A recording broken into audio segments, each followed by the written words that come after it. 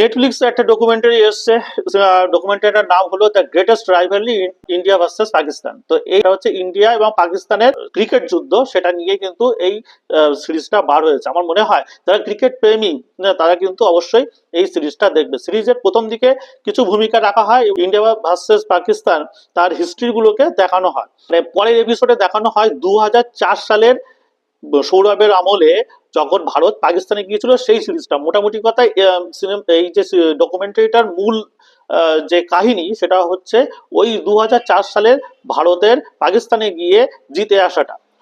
আমরা যারা 90s এর বাচ্চা বা 80s এর বাচ্চা, তাদের কিন্তু এই সিরিজটা কিন্তু ব্যাপকভাবে নস্টালজিক করে দেবে।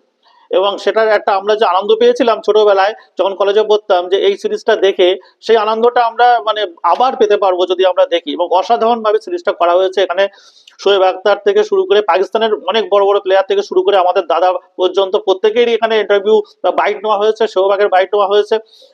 মোটমাট কথা মানে নস্টালজিক হওয়ার জন্য এই সিরিজটার থেকে মানে ভালো সিরিজ, ডক্টর সিরিজ আর হয় না।